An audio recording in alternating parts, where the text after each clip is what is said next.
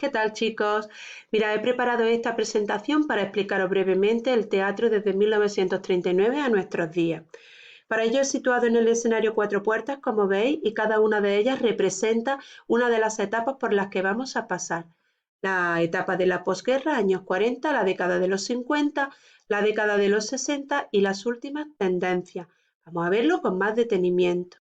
Nos trasladamos a la época de la posguerra, una época de pobreza y de censura, donde han muerto o están en el exilio los dramaturgos que fueron importantes e innovadores en la preguerra, como por ejemplo Federico García Lorca, asesinado en la Guerra Civil, Miguel Hernández o Ramón María del Valle Inclán, creador del Esperpento. Y están en el exilio autores como Rafael Alberti o dramaturgos como Max Aub o Alejandro Casona. Con todo ello que tenemos en el teatro de la posguerra, pues tenemos una época de pobreza relativa. No es que no hubiera teatro, había un teatro representado por la comedia burguesa y por el teatro del humor. Son las dos tendencias más importantes de estos momentos, porque tanto la comedia burguesa como el teatro del humor lo que pretendían era hacer que el público se evadiera, la evasión. La comedia burguesa, como vemos aquí en el escenario, representa pues temas caseros, asuntos relacionados con matrimonios, celos, infidelidades. Siempre solían tener un final feliz y cierto sentimentalismo. Y el burgués, que era el que pagaba y el que iba al teatro, pues tenía el interés de verse reflejado de alguna manera en estos enredos sentimentales y criticado, pero parcialmente, de una manera un tanto edulcorada. Los autores que cultivan esta tendencia que viene de Jacinto Benavente son José María Pemán, Juan Ignacio Luca de Tena y Joaquín Calvo Sotelo. Con ello pasamos al teatro del humor. Este teatro del humor sí que presenta algunas características más innovadoras, que son precisamente las situaciones inverosímiles y absurdas que muestran la mayoría de su obra. No se trata de un humor tradicional de corte realista, sino inverosímil y absurdo, en el cual destacan autores como Enrique Jardiel Poncela, con obras como Eloísa está debajo de un almendro o Cuatro corazones con freno y marcha atrás. Esta última obra nos presenta a una serie de personajes que consiguen la inmortalidad. Y a través de la obra, pues vemos las distintas vicisitudes y los problemas que esta particularidad especial de ser inmortales les provoca. Por lo tanto, es un rasgo bastante fantástico. Miguel Miura es también otro de los grandes autores del teatro del humor y yo he seleccionado solamente una obra, Tres sombreros de copa, porque me gusta especialmente. Y aquí veis representado a Dionisio, que es el protagonista o uno de los protagonistas de esta obra. Representa el estancamiento de la sociedad burguesa de la época, su mediocridad y el inmovilismo. Es un personaje que va a casarse al otro día y que ha ido a hospedarse a un hotelito de provincia y lleva para ello 3 sombreros de copa para su boda. Tiene que elegir uno de ellos para su boda, que va a ser al día siguiente. Allí se encuentra con una compañía de bailarinas, entre las cuales descubre a una con la que tiene una especial relación. Se trata de Paula, y Paula representa todo lo contrario a Dionisio, representa el mundo dionisíaco, la fantasía, la poesía, el instinto. Por lo tanto, es una obra que, aparte de ser una obra casi de humor del absurdo, porque si no se hubiera representado con 20 años de diferencia con respecto a cuando se escribió, hubiera sido pionera del teatro del absurdo. Es una obra, decía, que es humorística, pero a la vez, tiene también un mensaje muy bonito desde mi punto de vista. Bien, y con esto nos trasladamos a la década de los 50, al realismo social que se da no solamente en la narrativa y en la poesía, sino también, como vemos, en el teatro. El realismo social lo que pretende es, pues, denunciar las injusticias sociales de la época. Y hay dos autores en los que hemos puesto el foco. El primero de los autores es Antonio Buero Vallejo, que como veis tiene aquí la etiqueta de posibilista. Posibilista quiere decir que denuncia las injusticias sociales, pero atenuando sus críticas para que sus obras puedan representarse. Y para ello utiliza metáforas o ciertas alusiones para burlar la censura. O sitúa sus obras, por ejemplo, como aquí ocurre en esta obra, en Un soñador para un pueblo, en tiempos pasados. En fin, utiliza algún artificio para de alguna manera burlar la censura. Por eso se llama posibilista. Bien, en la obra de Antonio Buero Vallejo podemos distinguir tres etapas. Una primera etapa representada por Historia de una escalera, que podríamos denominar teatro de tipo existencial. En Historia de una escalera, el autor nos muestra sin rupturas temporales y con unidad de lugar, pues la vida de una serie de personajes que viven atrapados en el mundo miserable de una casa de vecinos en torno a una escalera que podemos ver aquí. En esta obra hay unidad de lugar y continuidad de tiempo, linealidad temporal, dos características que se rompen en la segunda etapa del teatro de Antonio Buero Vallejo, que podríamos denominar teatro social e histórico, representado por un soñador para el pueblo, ambientado en el siglo XVIII, y por el tragaluz. Y finalmente también experimentó Antonio Buero Vallejo el teatro experimental, valga la redundancia, con su obra La Fundación y alguna otra.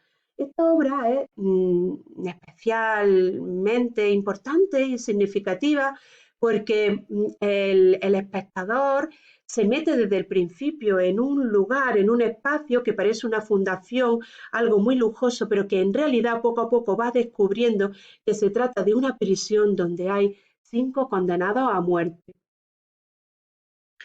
El siguiente de los autores, Alfonso Sastre, es un dramaturgo inconformista en cuya trayectoria teatral van alternando lógicamente la censura con los estrenos, las prohibiciones de la censura con los estrenos. Por eso es un autor imposibilista que disimula mucho menos la denuncia a las injusticias sociales a través de su obra. Hemos destacado dos, pero tiene muchas más. Escuadra hacia la muerte, que representa pues, el conflicto entre la autoridad de un cabo y los soldados, o la taberna fantástica, que nos traslada a un mundo casi valle-inclanesco y esperpéntico de una taberna en los arrabales de Madrid. Otros autores importantes dentro del realismo social son Lauro Olmo con su obra La camisa o Carlos Muñiz con su obra El tintero. Y con eso, chicos, dejamos ya el realismo social que hemos visto muy rápidamente para trasladarnos a la siguiente etapa. Nos vamos a la siguiente puerta que se refiere a la década de los 60. En realidad, especialmente a la década, a los años que hay a partir del 65, más concretamente. Mirad, el teatro que se desarrolla en esta época podría etiquetarse como teatro de vanguardia, el vanguardismo. Yo lo he querido representar con una bombilla porque la bombilla de alguna manera es icono de todas las ideas sorprendentes que se nos pueden ocurrir. Las ideas sorprendentes que se le ocurrieron a todos los autores de teatro de esta época para hacer algo distinto, algo que no se había hecho hasta el momento, algo rompedor, algo con lo que provocara al público. Obviamente esto no surgió de la nada, sino que hubo algunos autores que influyeron especialmente en este tipo de teatro, como por ejemplo los autores de teatro del absurdo Beckett y Ionesco, o el autor creador del teatro de la crueldad, Artaud. El teatro de la crueldad es un teatro que intenta despertar en el espectador, en nosotros como espectadores, las fuerzas dormidas que tenemos dentro y hacer que nos enfrentemos así a nuestros conflictos y a nuestras obsesiones. Con estos influjos es fácil comprender que los autores de la época concibieran el teatro como un espectáculo donde el texto era solo un ingrediente más. Y empezaron a tomar muchísima importancia los efectos especiales, la escenografía, la luminotecnia, el sonido, el vestuario, el maquillaje, la mímica, y de hecho muchas veces también no había diferencia o se difuminaban las fronteras entre el actor y el espectador, entre el escenario y el público. Al principio esta obra estaba en manos de compañías independientes, como por ejemplo el grupo de teatro El Tábano, o Aquelarre, o Esperpento, y otras muchas. Dentro de los autores más representativos de esta línea, tenemos que hablar, por supuesto, de Fernando Arrabal, creador también de un grupo de teatro, Teatro Pánico, lo llamó así. En él, tan innovador que incluso podemos ver en su misma imagen la manera de provocar, ¿verdad? Destacan dos características fundamentales que son los elementos surrealistas y el lenguaje infantil.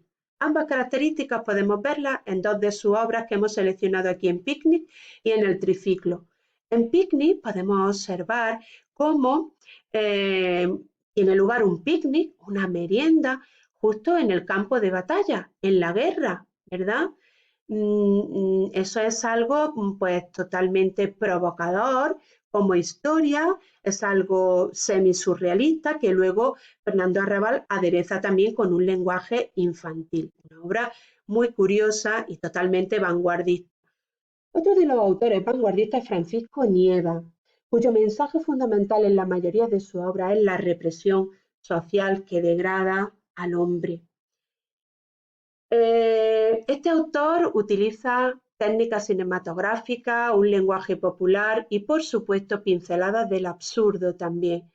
Una de sus obras más representativas, donde se une de una manera extraña y provocadora el esperpento, el rito, el cuento infantil e incluso el auto sacramental, como podemos ver en esta imagen tan extraña, es Pelo de tormenta.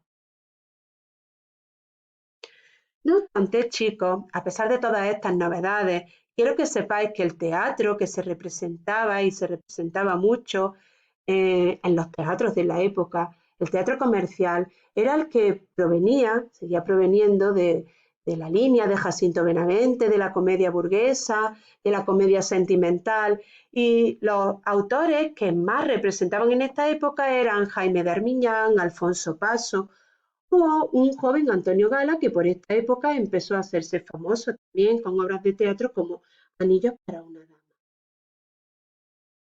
Bien, pues con eso damos por terminado el vanguardismo en el teatro y nos vamos ya a la última etapa, a la última tendencia.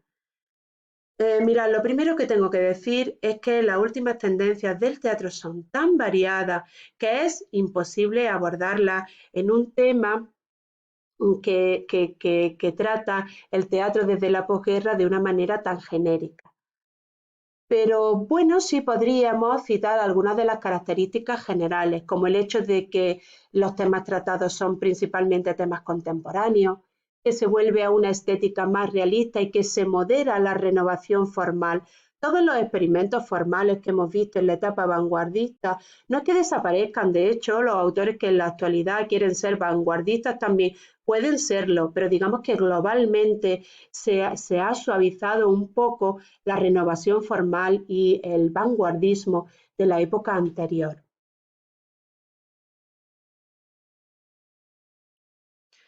Por citar algunos de los autores y seleccionar, pero muchísimo, de entre los autores y obras de la época, pues podríamos citar los siguientes. Mira, tenemos la figura, el dramaturgo José Sánchez Sinisterra, con la adaptación de la obra Moby Dick.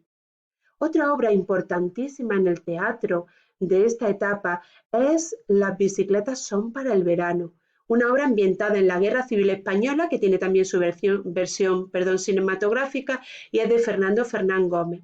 Y luego, pues una comedia de José Luis Alonso de Santos que se titula Bajarse al Moro. Bajarse al Moro es una expresión que quiere decir ir a Marruecos a comprar hachís para traerlo oculto a España. Pues bien, en torno a ese argumento se monta toda la comedia. Y con ello, pues bueno, podemos dar por finalizada esta rápida visión de lo que es el teatro desde 1939 a nuestros días. Vaya por delante que nos dejamos muchas lagunas con respecto a las últimas tendencias teatrales. Que no quiero que olvidéis que también en el teatro de la actualidad se puede observar el gusto por el minimalismo y que ha surgido una vena importante de microteatro.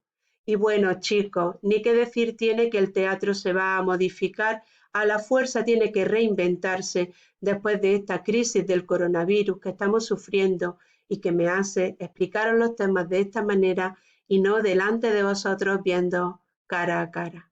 Pero bueno, un día menos. Hoy os he explicado este tema, espero que os hayáis enterado. Os dejo también la presentación para que la veáis con detenimiento.